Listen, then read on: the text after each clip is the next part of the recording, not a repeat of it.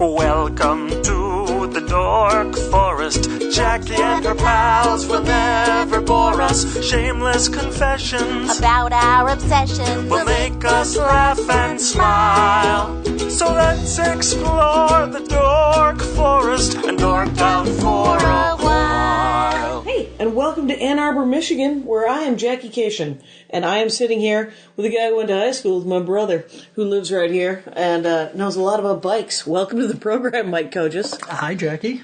And here we are in the Dork Forest. Dork. Good times. And I've always wanted to have you on the show just because your love of bikes goes back to the 80s. Actually, 70s. The 70s? Does it go back to when you were a kid? Actually, to the 60s, yeah. The 60s? Does it go back to when you were born? I don't think it goes Were quite you that born far. on a bicycle? I was not, no. You were not. Okay, so talk to me about why. Why the bike? It just was a fun thing to tear around on when I was a kid. Okay, so you had a bike when you were a kid. Yes. And you tore around South Milwaukee, Wisconsin. Yes. Loosey-goosey, no parental supervision because it was the 60s. Exactly. And nobody cared. Right. And they were like, well, what's the worst he's going to do? He's going to fall into the quarry. He'll find his way out. Exactly. Okay. So actually, we were always, that was like the one place in town that you weren't allowed to go. Oh, was the quarry? Was the quarry, yeah. Oh, that's interesting. And that was, there were some legitimate concerns there. Yeah, it's a quarry. Yeah, I mean, you couldn't conceivably drown, and if you fell in, it'd be hard to get out of there. Yeah. Right. Was there water in the quarry when you were a kid? Yeah. There was no water in the quarry when they had drained it. Oh, well, yeah, BE bought that property and eventually just continued filling it. And right, with first they rocks. drained it, then they filled it with rocks and rubble and whatever. Yeah, and now it's the football field. Well, the football field was in what we used to call the gravel pit, which was distinct from the quarry. Excellent. The quarry was due east of Rawson Woods. Okay. Due south of the gravel pit.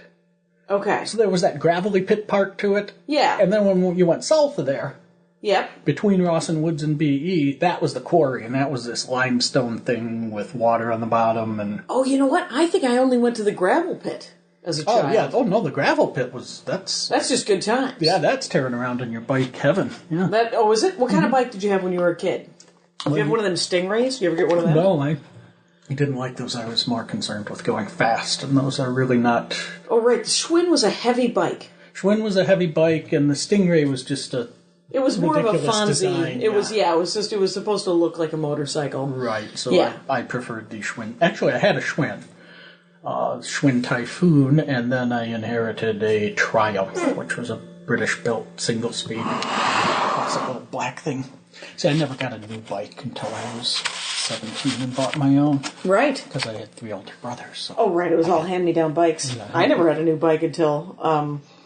well, I still don't have a new bike because I know that I'm not going to use a bike, so I only buy used bikes. Well, that's a good thing. Right, because I'm like, well, this cost $5 and $70 for them to fix it up at a garage sale, and then I take it to the bike shop, and then it's like $50, $60 to clean it up. And then it is ignored in my garage, and then I don't feel bad. Because it wasn't a $700, exactly, yeah. Like $1 million bike. It's people buy fitness equipment, and it becomes really, really nice, expensive places to hang your clothing. Right, just to sort of hang your pants and stuff, yeah, on your treadmill in your bedroom. Exactly. Okay, so we only used them for transportation. That's what we mostly used them for. We used them for fun. I mean, the gravel pit, we would go there and jump. Jump the hills and make Evel Knievel jumps. And, yep. I was, again, more into getting on it and going someplace and exploring. Right. Did you go up to Grant Park and ride through Grant Park and stuff? Oh, yeah, yeah. And the older I got, the farther I went. Oh, did you go up into Milwaukee? Yeah, sure. Oh, wow, because there were bike trails. Yeah. Because that's one of the great things about Milwaukee is that... you could ride the bike trail all the way to the Coast Guard station, just at the south end of the Harbor Bridge. Okay. Without ever going on a road. Right, because there were no buildings on the coast. Yeah. Right. That was all just parkland. And it still mostly is. It's still, in fact, more of it is because... Think about the only thing that's got any development is in St. Francis. They built some apartments where the old power plant was. Okay. because they figured there was already something there. Yeah. And people, hipsters who want to live where there was a power plant, not thinking to themselves, I bet you there's some lead going on, or asbestos, or... No, I'm going to take my beard, and I'm going to crawl into this building, and and I'm not going to think about it. Yeah. And take my skinny pants, and not really get into it. Okay, so, did my brother Russ ever bike? I do not recall Russ as being a biking kind of guy. No. He had a bike. Yeah, Russ was not, let's say, the most physically active. No, Acacians are not a physically active bunch. No. We're a loosey-goosey, let's sit around, maybe get a cup of coffee or something. Yeah. Even when he was 9, probably. Yeah. Talking to Itzhak Hadarian. Oh, my God. I remember Itzhak. Isog. That's it. Isog Hydarian, right? Yeah, that old guy. That guy was old when I was a kid. Yeah. And then I think he just died like 5 or 6 years ago. He must have been in his hundreds. Those old immigrants, they'll live forever. Yes, they shall. Just out of spite. Mm-hmm. And so, what kind of bike did you buy? What was your first bike that you bought? The first bike that I bought was a Mercier Model 100. Now, what year was that? That would have been I was 17, so 1977. I was going to say, not in 1917. Were there bikes in 1917? Allow me to weed off. Yes, there were. When was the bike invented? Do you know? There's a lot of debate about that, but the late 17th century seems to be about the consensus. Really? As far as with a contraption like that, mid 1800s actually was when they came up with what we know as the bicycle, the safety bicycle, which was not one of the big high wheeler things. Which is just a giant wheel and a seat? Not a unicycle, obviously, but... Yeah, it's a giant wheel with a seat on top and a small wheel on the back. Yeah. You see them in, like, parades and shit. Right. Yeah, and those were actually late 1800s. The safety bicycle came in alongside that. It took a while to catch on. Why is it called the safety bicycle? Because it's even? Because it's not 6 feet in the air. Right, and you don't fall off and break an elbow? Yeah. Okay. Interesting. Those giant bikes are still available in places like Portland. You can get them. Right here in Ann Arbor. And there's companies that manufacture replicas of them. And I've ridden them. They're kind of scary, but a lot of fun. Are they fun? Mm-hmm. Oh, good. A lot of work, actually. Are they harder to pedal than... Yeah, and they're just the way you're balancing and holding yourself up, there's a lot more muscle comes in. You can't just sit there. You got to actually kind of actively balance and yourself. using muscles you don't usually use, probably. Exactly, yeah. So, okay, so you had a Mercier. I had a Mercier. That sounds French. It was made in France, yes. It was made in... Were the controls on the left side? Like, were the brakes on the wrong side? Well, actually, funny you should bring that up, because standard setup, the rear controls are on the right side, or the rear brake controls is on your right hand. Okay. But I always ran it the opposite direction. They did? I did. Oh, you did? Mm-hmm. Just for... Because that way, no matter what, you were stuck with the shifting going on with your right hand. Okay. And I found that I could get through corners faster if I could brake with my left hand and shift with my right. Okay. So was it a touring bike? Was it a racing bike? Oh, that was more a racing bike. Yeah. So racing bikes, how long has the Tour de France been around? Which is also, by the way, abbreviated TDF. Yes. And when Tour de France is happening, and the Dork Forest, and I do the hashtag TDF posts on Twitter, there's often some crossover. I see. We have no crossover. Well, now that's a whole realm of geekdom. Yeah, the Tour de France. Yeah. See, the bike world is divided up into a whole bunch of different kinds distinct little dorkdoms. Such as the road geeks. Okay. The guys you see riding around in packs with the black outfits with the Herbalife on them? Yeah. Sort of like they look like soccer jerseys, but for bikes? Yeah, with the real tight-fitting Lycra outfits, and they've got bikes that look like spaceships, and they go really fast, and they're actually a lot of fun to ride, but it's a very athletic pursuit. These are the... if they didn't have a bike, they'd run marathons kind of people. Okay, and are those the Tour de France bikes that are usually being used? Yes, yeah. And is that... And there are those 20 speed, they weigh 18 ounces and... Yeah, pretty much so. Yeah.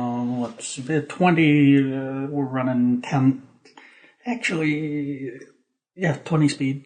The 20 speed. 10 in the back, 2 in the front on a typical road bike. And then, they're made out of carbon fiber and, all the high-tech happy horse shit that that really entertains that little segment of the bike world. And it's really fascinating stuff because the technology is it is literally space-age technology. There's a lot of crossover between aircraft engineering and bicycle engineering when it comes to materials and tubing and things like that. On purpose, do you think? Or? It's just they're working with the same stuff. Okay.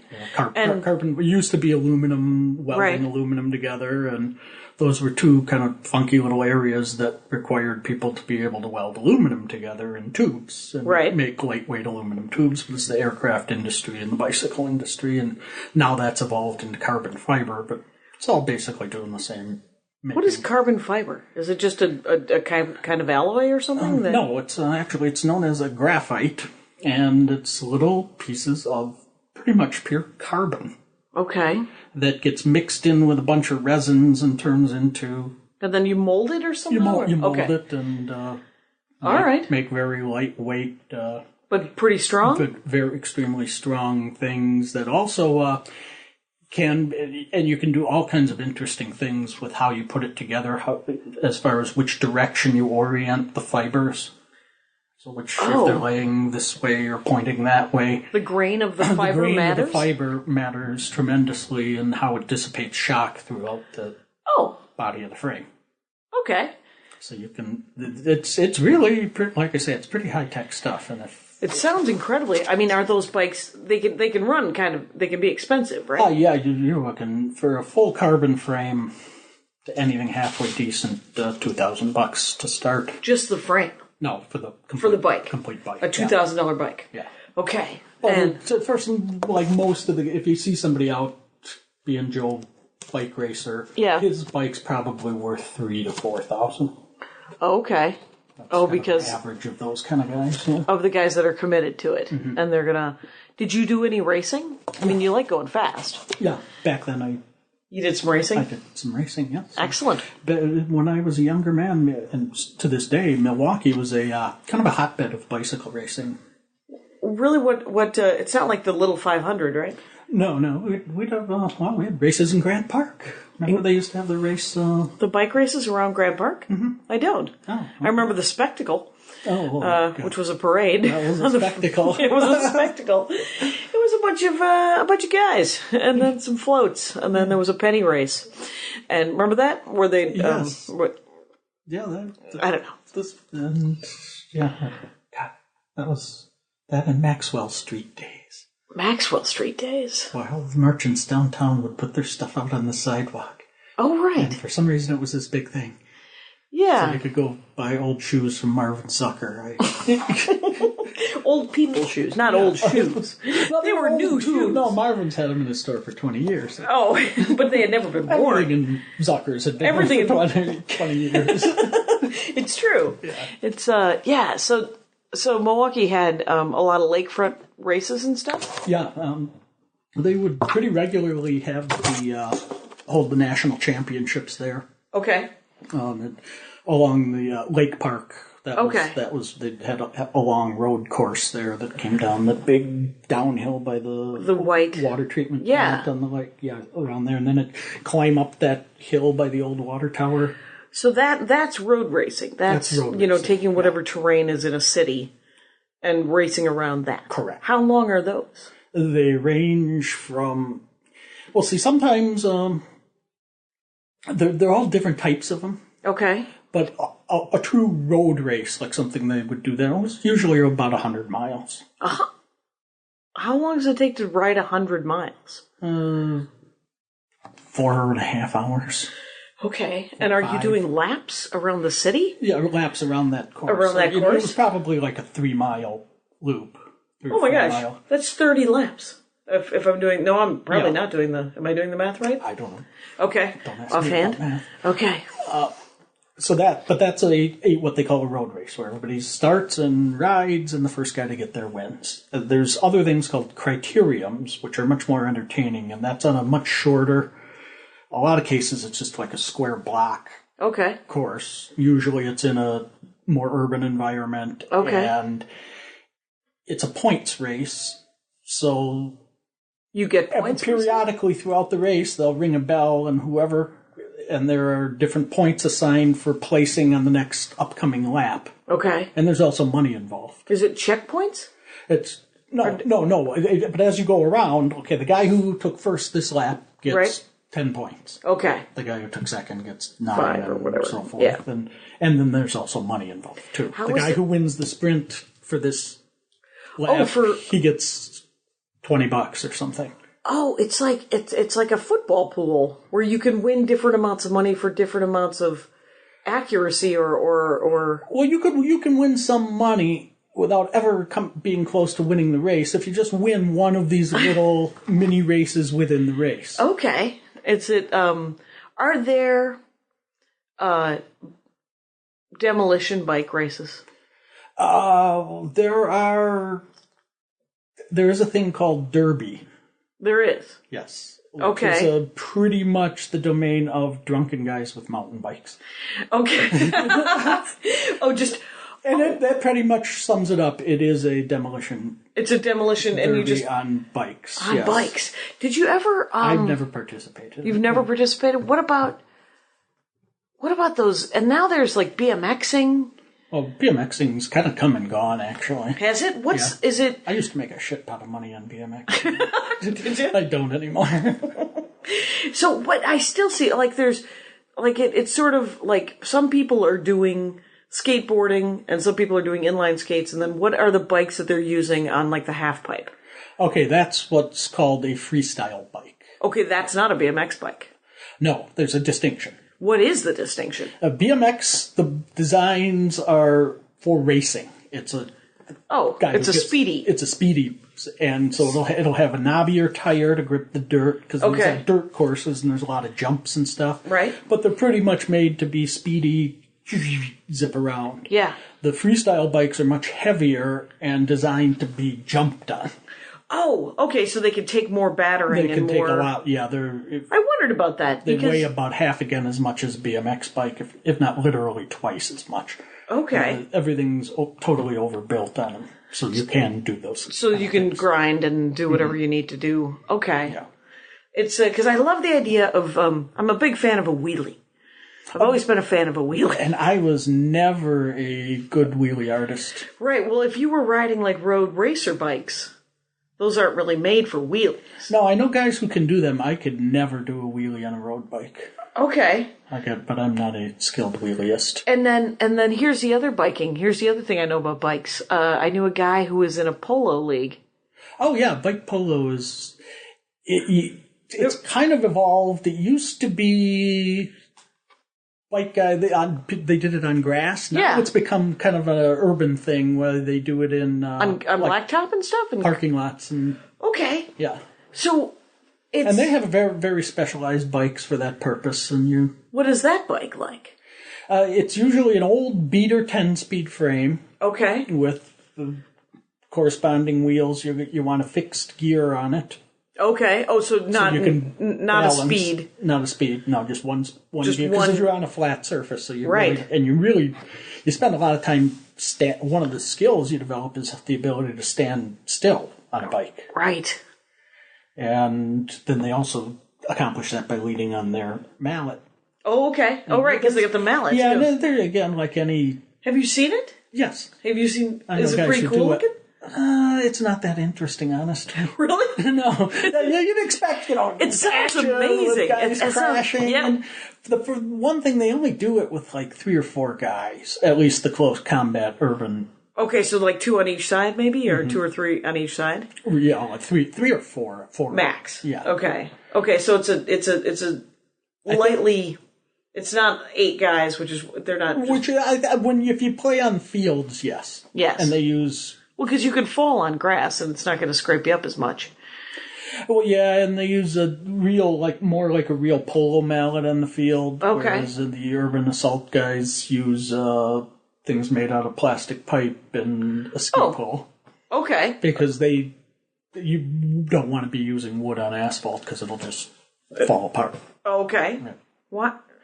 It gets scraped up, and the fibers in the wood start to separate. Oh, okay. All right. Because I suppose the wood can go in the grass and it's fine, but if it goes on cement or something like that, it'll just get splintery. It gets worn away. Okay. Yeah. That makes sense. All right. This is actually more fascinating than I thought. I didn't know. Because I don't know a lot about bikes. So you did road racing, so that's just regular. Mm-hmm. That's like a regular. Because I had a 10-speed. Yeah, it was 10-speed. A Sears 10-speed, lime green.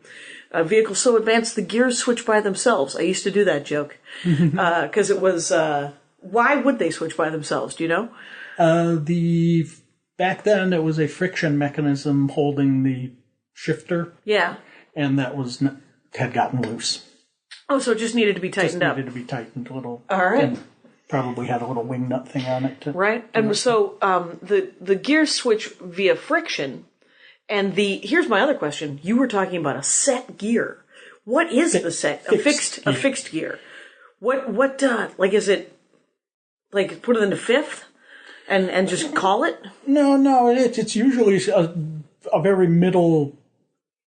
In fact, I have a single-speed bike myself, which is an old 10-speed that I just, for simplicity purposes, took out, built it up without any derailleurs or gears or anything, just one gear. Okay. And that would be, if it were on a 10-speed, you would be in fifth gear. You would be in fifth. Okay. Yeah, so you want to be somewhere in the middle. Right. Neither too high nor too low. Yeah, because otherwise you're pedaling your head off. And so... Okay, I digressed again, because that is interesting, the fixed gear thing. But now the fixed gear thing is a whole, and this is a very trendy thing, just in probably the last 3, 4, 5 years. Mm-hmm. And again, it's the urban bike culture crowd. Oh, is there an urban bike culture? Yeah.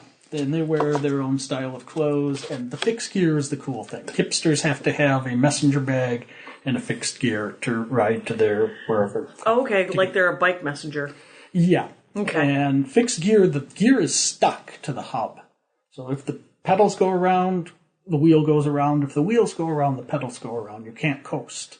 Oh, right. And there's no brake. Right, that was what the original bikes were back in the... Yeah. That most of the kids had. Right, and that's what I also used to race on the track in Kenosha. Okay. Velodrome with the banked curves. And cool. On those you use a fixed gear bike. Okay, so you can't... How does the coasting? How do you do that if it's not attached? You continually spin your legs. Yeah. So to be able to coast, the hub cannot be attached to the wheel. Is that it? Well, when you ride your bike, you hear that wonderful little clicking noise coming from the back end. Yeah. Yeah. Is a ratchet mechanism that allows the gears to spin on the hub without turning the wheel. But when you engage and start pedaling, it pulls the chain and the ratchet mechanism grabs, and then the hub turns along with your pedaling. Okay. But when you stop pedaling, the hub can continue to spin while the gears that are attached to it sit in one place. Okay. So, but you cannot do that on a fixed gear bike. And is it better to race with a fixed gear? Well, on a track, that's all you do, just because that's the way it is. No, I mean, you wouldn't really race on a fixed gear. It's just kind of a trendy urban thing. But the funny part is, two things that are really hip now among the 25-year-old crowd. Yep. That I was doing when I was 17 in South Milwaukee. So they can't be that hip.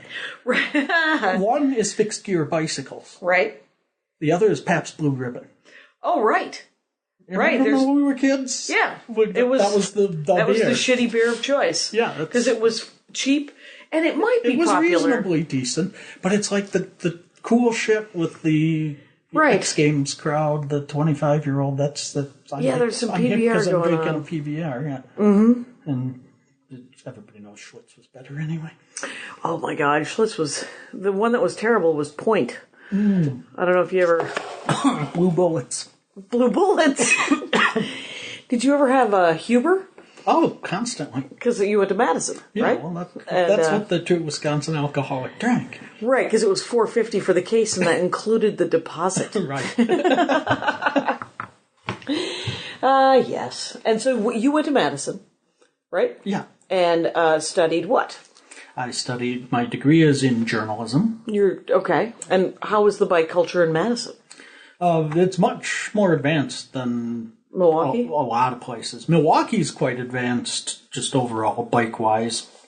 A lot of that has to do, the Midwestern cities, with the exception of Detroit and Cleveland, all have a pretty well-developed bicycle infrastructure. Oh, like bike trails and stuff? Bike trails, and just, it's much easier to ride a bike the way the roads are laid out and things like that. And it's a lot of that has to do with the ethnic makeup of transplanted Europeans.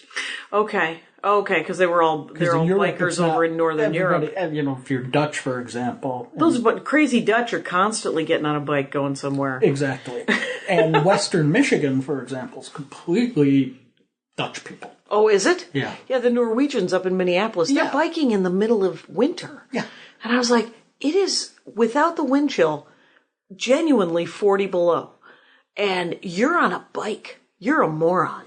And I don't, how is LA? LA cannot be. I mean, there are bike trails, but it's too big. Yeah, that's right. Everything in LA is 10 miles from anything else. Right. So it's just too big to really ride a bike, maybe. My friend Juan lives out there. I go out and stay with him every year for a couple of days. And is there a bike con? Well, a lot of times we just take bikes where we're going just because it's safer for us that way. But why is it safer to take a bike? In case we fall over. Oh, because you guys go out and they're going to have an adult beverage? Yeah. Okay, and it is, one time I had a bike in Provincetown, Massachusetts. I was working at the hot dog stand, and I would get so wasted, and then I would ride back home on my bike. And I don't know whose bike it was. It was a loaner, right? So it was just an old 10-speed, and I wiped out on the bike. Just because you do when you're super drunk. And I get back up, and there was these two guys came over, a couple, and they said, "Hey, are you okay?" And I was like, "Yeah." And and I get on the bike, and I was like, "Yeah, I'm just gonna ride home." And so I get on the bike. The chain had fallen off, so I get on the bike and start pedaling like crazy. It was like a tree. And I fell over, and they were like, "We are very sorry to laugh, but that is hilarious. Why don't you lock your bike and walk home?" But it is a lot safer than a car. Yeah. But I think you can get a DUI on a bike, can't you? Can, yeah. Can you? Because you can get one in a boat. Yes, oh, absolutely. Yeah, they're real hard-ass about that around here. About the boat? Yeah. Yeah? It's really easy to kill people with a boat. Right. Well, you're on the water. Anyway, speaking of dorkdom. Yes. The funny thing is, in bicycles, I've kind of fallen into a really obscure, bizarre subculture of bike dorkdom. What is it? And funny thing is, Ann Arbor, or more specifically Saline, Michigan, which is a small town about 5 miles south, is kind of the epicenter of it. It's the antique collectors and restorers. Oh, old. How? Fixing up old bikes. And not necessarily old. Just, maybe 20 years old is old enough for it to be cool. Okay. And there's they have this huge swap meet it was 2 weekends ago. Okay. And people come from all over, Florida, New York, and with truckloads of old frames and old seats and old handlebars and complete bicycles and complete bikes, and they're bicycle memorabilia and what is bicycle memorabilia? Like an old Schwinn sign from taken out of a bike shop. Okay. Yeah. Just posters and stuff like that. And signs. And... Yeah, not so much of that. This is pretty much a junkyard. Have you found some great stuff? I have found some great stuff. What? I'm just finishing up one I bought a year ago. Uh-huh. Finishing up the restoration on it. It's a 1968 Hawthorne. Okay.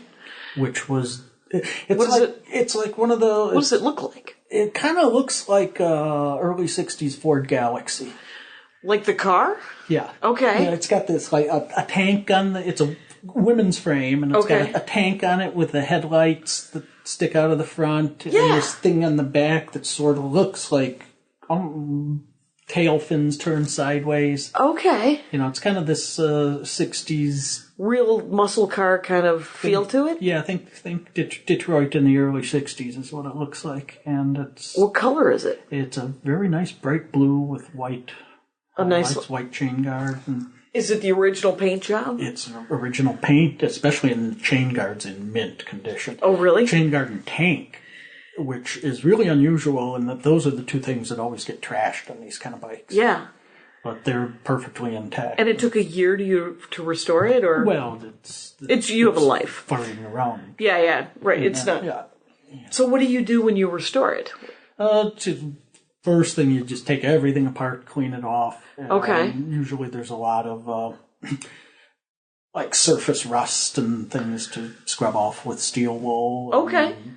Just kind of polish it up. And inside and out, just kind of inside and out, and then there's usually See, I'm not a weirdo cultist who there's guys who won't. They're into and it's the same. There's guys who do this with cars. You can't put anything on it that's not the authentic original part. Right, that you found. I don't give a shit if the wheel's trashed. I just go buy a new wheel from a distributor. Oh, okay.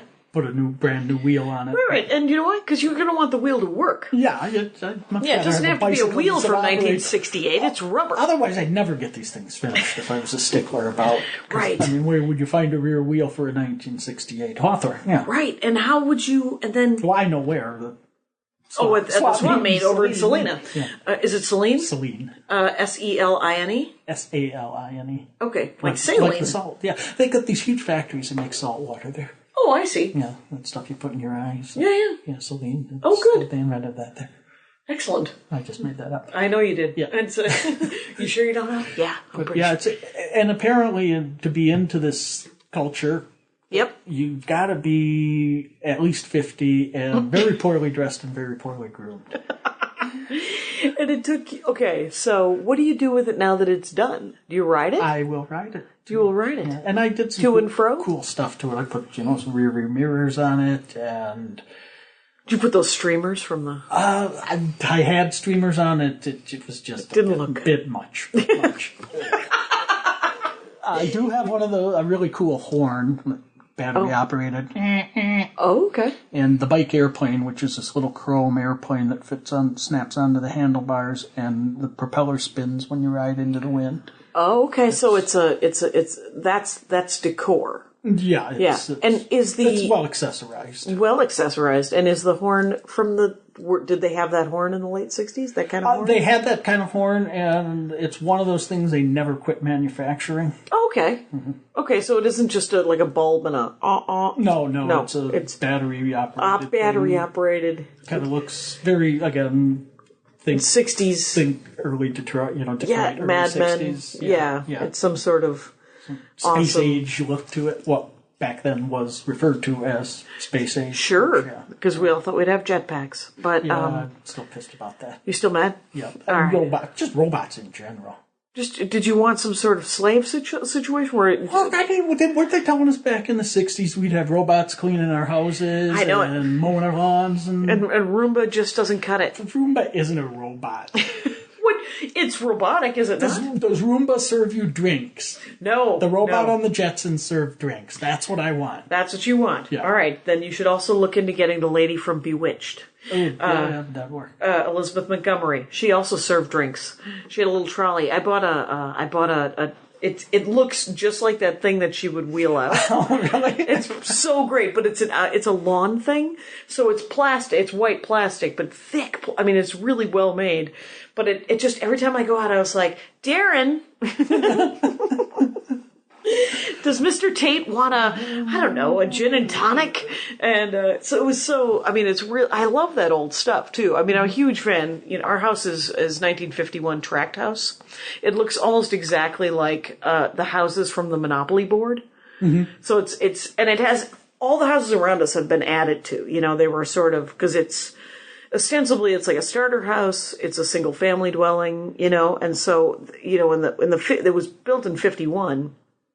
And both of our neighbors had several children each, and it's a 2-bedroom, 1-bath house. So they would just add they added a bedroom and they added a bath at some point, and ours is still a 2-bedroom, 1 bath, which is perfect. And because any more guest rooms, we'd have a lot of guests. Oh, yeah. One's fine. And but yeah, so did you ever mountain bike? Yeah. Okay. Do you like I don't know. I don't know where to go. I don't know whether to go back to the flea market. Now, are you going to go buy another one? I didn't buy anything this year. I just nothing. You didn't grab. Well, part of it is it was just horrible weather. It was like. Oh, was it snowing until like a day ago? Yeah, and so it was kind of rainy, drizzly, sleety, snowy, and it's not biking weather. And so a lot of this stuff takes place literally in the back of some guy's pickup truck who drove up here from Missouri with a boatload of old bicycles. Okay. And because it was raining, I did the ins. There's people set up in the basically where they show the pigs and stuff during the county fair. Sure. And then that's indoors. I did a lot of that. Those are the prime spots, and then the guys outside where the better bargains are to be found. But outside? I was not in the mood to wander around in the mud. And the mud, you got to go through everything. Yeah. So when you bought the bike that you just finished working on, did you buy the whole bike? Well, when I bought it, it was complete, but there were a lot of things that needed to be replaced. Just swapped out and stuff. Yeah, and all of it cleaned up and stuff. Yeah. So do you make bikes for the kids? Did you always make bikes for the kids? Well, they have bikes. You just went to Target and bought bikes? I don't buy bikes at Target. Why not? Because I'm in the bike business.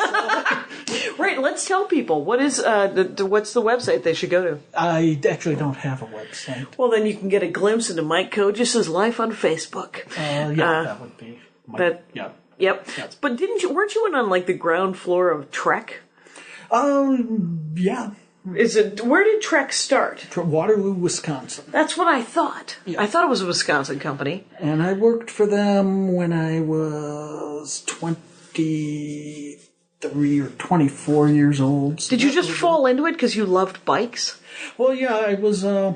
actually, what I was doing, I took my journalism degree and parlayed that into a... Pretty sweet setup selling advertising for a local radio station in Madison. And then before you killed yourself... Needless to say, I had to get the hell out of that. Right. And...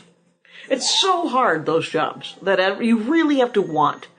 You have to want to do cold call sales, and you have to believe in advertising. Yeah. Well, the one thing I did, I was good at writing commercials, so that helped.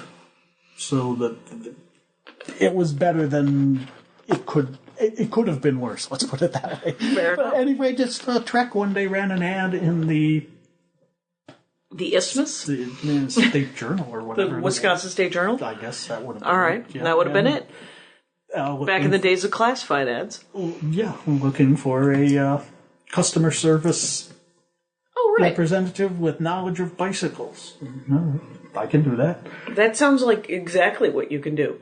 Yeah. So, did you meet the guys who founded do you know the bigwigs of bikes? Yes, I do. Who are the bigwigs of bikes, Mike Kojis? Well, actually, it's a great bigwig of bike story. Yeah?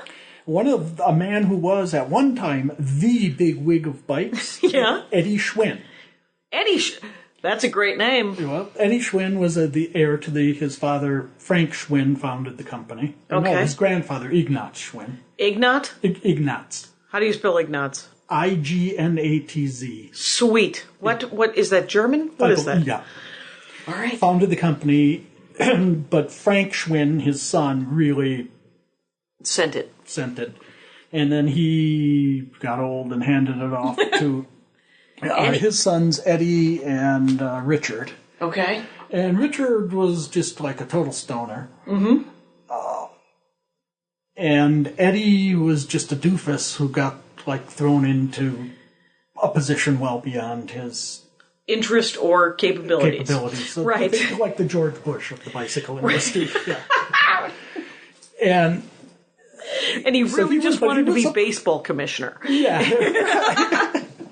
And he was the president of Schwinn, which at that time was, that was it. That was the coolest thing ever. And this is the fun part. You know what Eddie Schwinn does now? What? He runs a cheese shop in Lake Geneva. In Lake Geneva, Wisconsin. Yes, he does. Where the Chicago mob bury their dead. Right. And vacation. So Eddie Schwinn is got to be what, in his 50s? Yeah, he's a little older than I am. So it might be in his 60s. Probably 60. So what, here's my question. How did you meet Eddie Schwinn? How did I meet him? At a bicycle show. So are there conventions or are they shows? Well, yes. Both? Both. What's the diff? Okay, well, a show is a place where everybody sets up their goods and your customers come and walk through and look at your stuff. Okay. A convention is just a gathering of people and who love bikes. And there's an educational component to it. And, any industry would have something like this. But what we do now, it's a thing called Interbike, which is in Las Vegas every year. Okay. 4 days. And it's where all the manufacturers come to set up their products. That's what I go there for. And then retailers go there. There's also a whole bunch of, a huge program of seminars, business seminars. Business seminars about what? How to merchandise your store. Okay. Or how to manage your service department. Or what's the new trending things in bikes kind of things? Are there that kind of stuff? And even certain companies will have technical seminars. Okay, it's like this is how this was developed, and this is what it does, and this is how it. More of this is how you take apart and rebuild. Shock absorber from, a fancy mountain bike company. Right. And again, the lawnmower industry does that. The automotive industry does that, where the mechanics go to these technical seminars. And they get to meet with like-minded individuals and talk about the thing that they love. Yes. Just dork out. Just let's gather. Oh, God. Interbike is just mind-blowing. Because I think 18,000 people attend. Oh, my gosh. I suppose because it's a huge... international, is it? Yeah, it's an international show, too. Wow. That is huge. What, I wish to be a fly on the wall at the Interbike, just at the Marriott bar, just afterwards, where people are just sitting around just dropping derailleur comments like crazy. Mm-hmm. And you would find it, in fact, I kind of make a point when I stay there of staying at a place where in fact, last year I was really disappointed. I stay at Bill's Gambling Hall. Okay. Which is this obscure little place on the Strip, and it's like the last old Vegas hotel left. Yeah. And it's cheap. Yeah. And nobody from the bike show ever stayed there. Oh, wow. So I could hang out in the lobby and... And it was just townies and just... And it was kind of a mecca for real hardcore gamblers. Oh, I bet. A lot of people smoking. What's it called? Bill's Gambling Hall. Yeah, I'm pretty sure Carmine Ragusa hangs out there. The big ragu. Yeah, that's cool. You're going to go from rags to riches. It was my camp out. And, yeah. But yeah, I try to avoid... To try hanging out with too many bike nerds at once? Yeah. Because you can get dipped in bikedom, and then you're like, I got to take a break from the bike folk. Yes. Even the bike guy needs to step away from... I've been talking about this shit all day at work. I really don't want to do this anymore. What's your favorite part of it? Of the bike show? The bike show and then the bike industry. Well, the bike industry is really cool because I don't have to... What I do, I hang out in bike shops for a living. Yeah. Just... And just sell... What do you... you've explained it to me, and any number of times. I'm sure I weeded off. Let's get it on tape. Okay. What do you do? Okay, I am... The technical term would be an independent wholesale representative. Okay. Meaning I'm independent. I do not work for a company. I work for myself. Okay. And what I do, I contract with small manufacturers to handle their sales to retailers. Okay, so more indie bike developers. Or do you do bigger bike developers too?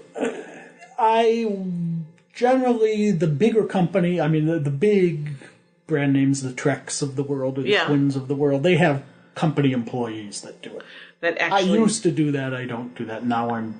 Right, and how long have you been independent? 11 years. Yeah, but you worked for the big companies because they have departments that do that, essentially, right? That are interstitial, like work with retailers. Yeah, my job for the big companies was I was their rep in Michigan, and I would, take care of all the business, go to the bike shops in Michigan, and encourage everyone to buy this stuff. I can only name Trek and Schwinn.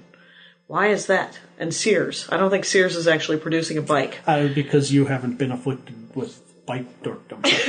Right. What's another good, like if I think of me as a middle-aged white lady who might want to take up biking, street biking. What kind of bike should I get? Is it hilly where you live? No. Not at all. Not at all. Get a cruiser. A cruiser. A beach cruiser. A beach cruiser. Something pretty with fenders, and get a bell, and get a basket. And get it. Oh, I would love a basket. It will make you happy. It will make me happy. Yes. Because my wife has one. My daughter has one. And actually, my wife's got she's got another one too. She's got mid-60s, very similar to the Hawthorne. Okay. Restoring. It's a Rollfast. And then, my daughter's bell, basket, streamers. Streamers, sure. You should have streamers. I would like streamers. I can't pull off streamers. Right. You got to be stronger in your sense of self as a man, to be going streamers. You got to be really willing to go, yeah, streamers, motherfucker. Deal. Yeah. And so okay. So do you work with a lot of indie bike guys? Are there people in a garage creating new bikes, like Steve Jobs? Is there a Steve Jobs of bikes? Not really.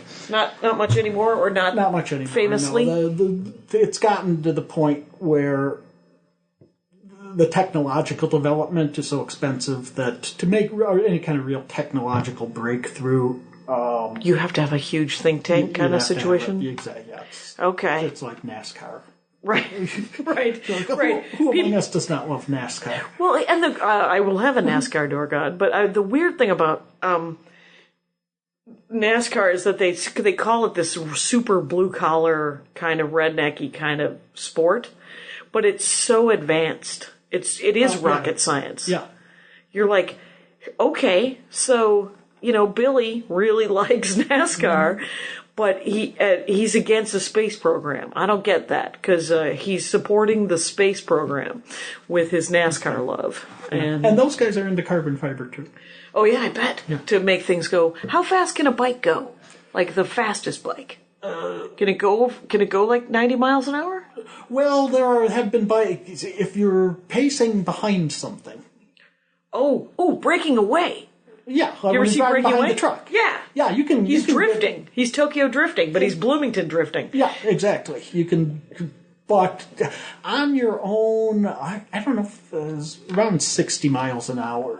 Okay, 55, 60 miles an hour is as fast as. Are there great bike movies? Did you ever see Quicksilver? Yeah. With Kevin Bacon, the bike messenger? Yeah, that's a really lame flick. It is pretty bad. And then he's always jumping around on his tire. Breaking Away actually was that all around, if you know nothing about bikes, right? It was a quality film. Yeah. And the funny part, I knew the guy who shoves the pump in his spokes. Yeah. From the Cinzano team. Yeah. That guy, Eddie Van Gys was his name, and he used to be the race announcer when I raced in Milwaukee. He was really? Up on the podium that would, Oh, cool! So they used real bike racers to fill out the film. Exactly. Oh, that's neat. Yeah, but that was good. Do not see American Flyers. Okay, what is that? That's Kevin Costner and Ray Dawn Chong, isn't it? Okay, all right. And they play two brothers who are doing a bike race in Colorado, and it's one of the lamest stories I've ever seen, and one of the worst acted films I've ever seen. How's the bike depiction? The bike depiction is really annoying because there were like two companies that bought the rights to put their product in the movie. Yep. So everything you see in this movie comes from like two companies. Right. So oh my God. all the racers are wearing a jersey from one or the other. It's a different color, but you can tell what's happening. Yeah. Now, to the casual observer, that may not be as obvious as it is. No. You got to know. Someone like me. Yeah. You got to know things. It's like when I tried to watch Punchline. Yeah, it's not happening. And my kids complain when we're watching something on TV, and I got to freeze it to see what kind of bike that is. See, that's the kind of magic. That's where it interferes with your day-to-day life. You know, how's it? What am I doing? You ever chase anybody to see what kind of bike they had? Oh, yeah. Oh, yeah? Yeah. Have you caught them? Yeah. Okay. Were you in a car? I was in a car, and they were riding down the street, and they had a... What makes you notice a bike? What did they have? It was a mid-'60s Robin Hood. Robin Hood. A classic old British 3-speed. Okay. And... You've mentioned like 3 British bikes. Were they making amazing bikes at one time? Or still are? No, well, they were kind of like the Schwinn of... There was of the UK. Yeah, and the Robin, there were a whole bunch of these small little companies in England. Robin Hood was one, Denelt, Triumph. Eventually, all of them, it was just like General Motors, and they just got bought into each other. Bought into Raleigh. It ended up all being Raleigh. Oh, I remember Raleighs. Mm-hmm. That was kind of a big deal when I was a kid. That was like the number 2 brand next to Schwinn for a long time. Yeah, yeah. And worldwide, they still are. They're pretty sleek. I think they're the number 1 brand worldwide. In fact, okay. I worked for them for. So is Hawthorne the brand name of the bike that you bought? Yeah, and Hawthorne was actually the house brand for Montgomery Ward's. Oh, which is a department store, if I remember correctly, right? Kind of Sears-ish sort of place. Okay, and where was Hawthorne's made? Where were Hawthorne's made? Cleveland. Oh, all right. I like a large blue collar city. Being from outside of Milwaukee, so I like places like Cleveland and Pittsburgh. And, so do I. Yeah, I'm drawn to them. Yeah, just Detroit. Well, Detroit's got trouble, yeah. but it's coming back. Yeah, it's not as bad as it used to be. You know who was on the last episode? Allie Willis, Detroit native, wrote September for Earth, Wind, and Fire. Oh, wow. Wrote Boogie Wonderland. Wrote the theme to Friends. And I was like, do you have a Scrooge McDuck pile of money from royalties? And she's like, I wish. And I thought, you're being modest. And then we moved forward. Because it's none of your business is what I was essentially. I think that was the message. The clear message was, we won't be discussing my royalties. And she was a super nice lady and very funny and interesting. And she's trying to save Detroit. She's got one of the many groups that are out there trying to revitalize Detroit and do. Have you ever heard of the guy on Fox News, your local Fox affiliate this morning? Get all the good ones. Yeah, he told me that I need to have a Coney dog. Oh, yes, you do. It's a Detroit thing. Oh, is it? Basically, it's a chili dog. It's a hot dog with crappy chili on it. Yeah. And it's the classic, remember in Madison, the Euros places? Yeah. Okay, we got downtown Detroit. Yep. You have Lafayette, Coney Island. Okay. And American Coney Island. Okay. They share a common wall. Oh, do they? Literally next door to each other.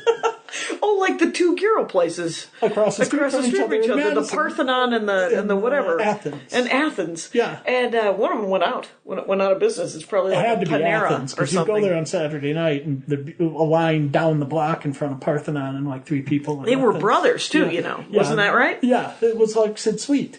Yeah. The whole thing. Mike Kojis used to work for Sid Sweet selling T-shirts outside the football games. That's why I wasn't in marching band. How'd you get the job? Ruscation. I got a lot of my friends from college that job too. How long did you do it? I did it for many years. Oh, did you do it the whole time? Oh, the whole time and beyond. It paid stupidly well. It did pay stupidly well. We were selling seconds and irregulars, my friends. Oh, yes. Why is the tag cut? I don't know. I don't know why the tag's cut. I must have. And okay, or if you've got a medium and he needs a large. He does need a large. Is it going to shrink much? No, it's half polyester. Won't shrink much at all. Or he needs a medium and you've got a large. Oh, it's half cotton. It should shrink a lot. Right. All you gotta do is fry it in the dryer. You're good. Or it says fucking Bucky on it. It says fucking Bucky on it, and it's been silkscreened by a 70-year-old man at 4 a.m. Yeah. So sometimes they're smeared. Yeah. And but good luck. Yeah. You're drunk. It's not going to matter. It was really lucrative. It was enormously lucrative. It put me through college, and That's why I continued to do it afterward. Right, it was just really good money. Mm-hmm. Russ did it for many years after he graduated too, because he was coming up to visit his wife. We did those the tournament, like the high school basketball state tournaments. Yeah, 14 below. Yeah, and like 3 days in a row. One football game is fine, but 3 days of that crap. And 3 days of 10-hour days. Yeah, 12-hour days. Standing out, 12. It can be. But it was anywhere between, 10 and 14, where at the end of it, you're like, I'm going to take my sweaty wad of cash and buy myself a steak. And exactly. And then I'll still have plenty of cash left over. And it was cash. It was and that's that way. Ideal. Well done, Sid Sweet. Rest in peace, brother. He died. He died. Yeah. 99, 100 years old, something like that. He was old when, again, another guy, much like Isag, was old when I met him in 1984. Yes, he was. 83. So now he's off to the mind the booth at the Great Junkyard in the Sky. Exactly. So, you got any good Russ stories for the Rangers of the Dork Forest? You got anything? What do you hear? You got a story about Russcation that anybody? Not really. I probably shouldn't. Probably no. Don't want he doesn't. He's trying to lead his life. Is that what you're saying? Yeah. Let's just don't. It's like poking a sleeping bear with a stick. Just don't go there. Yeah, you don't want to inspire him to get ingenious or anything and get back at you. He's well financed, so right. He could hire some good people. Not that Russ would actually do anything himself. But. No, he would hire Carmine Ragusa and other Russian thugs to show up at your house with a van. Oh yeah, you guys got that Russian. We get the Russian Armenian Soviet thing. Yeah, you got the former Soviet immigrant thing, which are just full of guys who. And Russ, he's like my dad. He likes to hang out with tough guys. He has no interest. He has more interest in being a tough guy than my dad does. My dad has no interest in being a tough guy, and is more than willing to. No, you can make fun of me. I'm going to be here and listen to your stories. But Russ did say that the other day he was hanging out with a bunch of Armenian guys, like O.J. Simpson's lawyer's son is Armenian. Okay. And the guy who owns Universal is Armenian. His son was there. So these are guys who are all Russ's age, 50-ish, right? Mm-hmm. And they're at some Armenian thing in Florida. And they're all at the Marriott. And so they're just a bunch, it's like Armenian thug life. And Russ, and I'm like, it sounds horrible, Russ, but tell me the story. Because I like a secondhand story, right? My question is this, or just my thinking is, boy, I'm really glad I don't go to things like that. Right. I mean, that's the thing. It's like, I bet you something bad will happen. Well, not to mention just going to an Armenian thing in Florida. I mean, doesn't that just kind of say, okay, I'm an old man? Yeah, but Russ Kashian was born an old man. Yeah, you got a point there. Russ Kashian is desperately sad he didn't live through the Depression, so that he could have somehow hung out with Marlene Dietrich, just peripherally. And, he's still listening to Brenda Lee and Ruth Brown, and, I mean, those are his music of choice. Ruth Brown is good. Sure, if you like. That's right, he used to, he's Connie got this Francis. Weird thing for the Carpenters. Oh, he used to have he is the straightest gay man in the world. Mm-hmm. And, but the guys, they're at a Marriott. He said there's like 10 of them. Mm-hmm. And one of the Russian Armenian guys goes off and gets a case of Armenian cognac and puts it on the bar. Oh, that's a hangover waiting to happen. Yeah, and the bartender is like, this is a bar. We make our money selling liquor at the Marriott bar. That's how it works. Yeah, and so, immigrants in general, allow me to make a sweeping statement, love to be fancy. They love to prove that they've made it in the new country. Armenians, in general, allow me to be sweeping, love to flash cash around, because or at least the ones I'm related to. And so this guy pulls off a $500 bill and throws it on and the bartender goes, well, that'll do. and then he goes and polishes something. He's like, I'll get you some snifters. And so Russ said that he tried it. It was fine. And then, but he was sitting around and they had cigars. It's a no smoking. I'm sure another $500 was thrown at the guy for that. But they were it just sounds like a tool bag convention is what it sounds. I was like, what a bunch of morons. Yeah. I was like, but he said it was one of the funniest things. He said he's just sitting there drinking a Diet Coke. Because he doesn't smoke cigars, and he barely drinks. And he's like, all right. But he fit right in, I'm sure. You know he did. Not tough guy-wise, but old Armenian guy. Right, old Armenian guy. Oh, he's got more old Armenian stories than you can shake a stick at. All right. Okay. Mike Kojis, yes, bikes. It was fascinating. I learned several things, quite honestly, that I did not know about bikes. Okay. Actually, can I put in a plug for something? Please plug. I'm going back to cool shit happening in Detroit. Yeah. Years ago, Milwaukee, I was saying Milwaukee was a mecca for bike racing. Detroit was as well. And they had a velodrome and a bike track. Banked ovals. Yeah. In what is now a really crappy neighborhood. Okay. And what happened, it just kind of got abandoned and started falling apart because guys were racing cars on it and stuff, and then it became a dump. Right. And a bunch of guys went in there and cleaned it up and patched up some of the holes. And a couple of times a year, we do this thing called Thunderdrome. Oh, yeah? And it's racing of pretty much everything bicycles. Okay. It's actually a small part of it. It's more scooters and mopeds and anything up to, but not including real motorcycles. Okay. On this 300-meter banked oval in a really crappy neighborhood in Detroit. Oh, cool. And it's called Thunderdome? Thunderdrome. Drome. Okay, and is it, if I Google Detroit Thunderdrome? Thunderdrome. It should show up? Yeah. I'll put it in the notes. That's awesome. It's just crazy. And if you go on YouTube and stuff, you can see. Do you have a favorite book or something that you would recommend for people who want to know more about bikes? Oh. Actually, one I read not too long ago that's really quite interesting. It's by David Byrne, the guy, the lead singer for the Talking Heads. Oh, okay. And he's in the habit, he's got himself a really nice fancy pants folding bicycle that he travels with. And whenever he travels somewhere, he gets around on his bike. And so he wrote a book about his travels everywhere from Detroit. Right, because he gets to go everywhere for the band. Because he's playing concerts and whatever. Right. And he lives in New York City, and so he doesn't own a car. He just rides his bike everywhere. So, what's it called? Bicycle Diaries. Bicycle Diaries by David Byrne. David Byrne, Byrne. Sure. Yeah. Even I know that, and I know nothing about music. Okay. And so that's a good one. And that's perfect. Yeah, it's a great book, and it's a real interesting philosophy about what a bike is for, and just kind of a perspective on urban transportation. Would you recommend people wear a helmet? Yeah, although I don't do it all the time myself, because, come on, if I'm just riding up to the hardware store, I'm not wearing a helmet. I know it. This has been great. Thank you so much for doing it. Sure, my pleasure. Enjoy out there. Get a bike. My hat, my hat, my hat. They're dancing around my hat. My hat, my hat, my hat. Well, what do you think of that? If it looks like a Mexican hat dance and it sounds like a Mexican hat dance, it's most likely a Mexican hat dance. So take off your hat and let's dance. Yay! Oh my God. Why don't we just call that as the end of the show?